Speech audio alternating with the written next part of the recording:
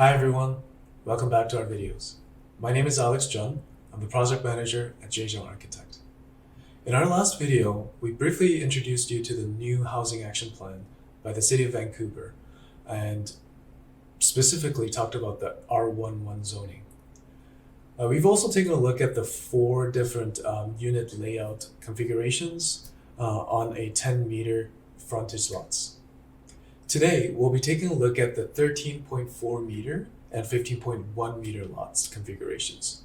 Well, although they're two different categories, the 13.4 and 15.1 meter options, they're very similar in terms of what you can have on your lot. So we'll just consider them as a whole, and we'll again take a look at the four different options on your lot. So let's dig in.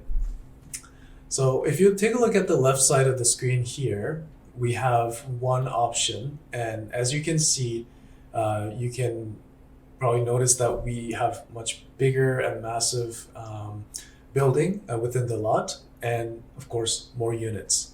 So let's go to the 3D here, and so the main level stays the same, so it's almost like a walkout basement concept. And then on top of it, we actually have 4 units now. So as you can see, 4 different colors here. I'll slowly just rotate. So on top of the main level units, you'll have 4 different units. And of course, each units will have a separate access to each unit. Okay. And of course, at the back, we have nice parking spaces here. Although there are more than 4 unit configurations, you're only required to provide 4 parking spaces within this lot. And accessible parking is not a requirement, but it's encouraged. So please keep that in mind. Okay, so let's take a look at the second option here. So 15.1 meter frontage option. So again, you are allowed to build up to 8 units, depending on your lease agreement or other factors. Here, let's quickly go on to the diagram. So I'll just quickly rotate here. So as you can see, there are lots of different buildings here. So the main difference I notice is the walkout basement concept level, or the very first level, has now 2 different units, and then on top of each unit, there are 2 other units above. So in total, 1, 2, 3, 4, 5, 6. We have 6 units. And then at the back here, each unit will have a different access. But of course, I'm assuming that some of these units will have a shared corridor or shared entrance with the units below. And at the back, of course, we have 4 different parking spaces, or 4 parking spaces for 4 cars, designated for 4 cars. Okay, so let's move on to the third option here. Again, so this one is very similar to what we've taken a look in our last video, but we have the courtyard configuration here. So for the courtyard configuration, I don't think I mentioned this on our first video, but this courtyard has a requirement in terms of its width or its depth. So we basically need at least 6.1 meters or 20 feet at least within that courtyard. So just keep that in mind, okay? So if we go to the model here again.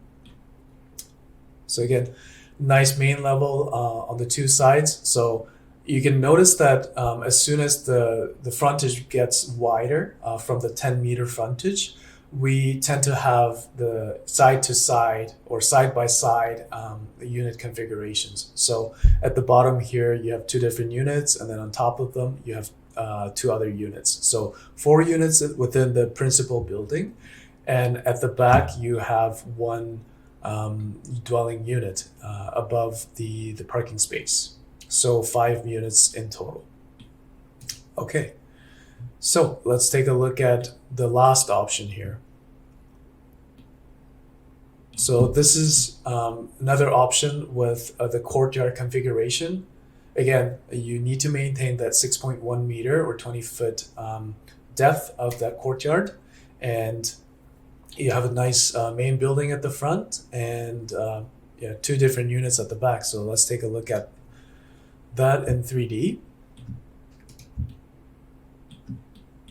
Okay, so again, nice units on the side-by-side unit configurations here, and much higher, nice attic space at the back here, rooftop, and then we have, instead of one unit, we have two different units within the space here. And I noticed that there are the access from the basically from the carport here.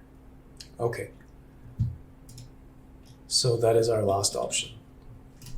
Okay, so today we've just briefly talked about and taken a look at the four different unit configurations for the 13.4 meter and 15.1 meter frontage options. Now, there are lots of other requirements and regulations we need to talk about. For example, the courtyard requires some type of landscaping requirements, so we'll talk about those in detail in our on our next videos, and yeah, other factors we'll talk about on the next video. So as I mentioned before, we are updating our information on our website, and if you click on the blog, then you can yeah, get an up-to-date information on the blog, on our blog. So please feel free to visit our blog regularly, and feel free to reach out to us if you have any further questions. Thank you.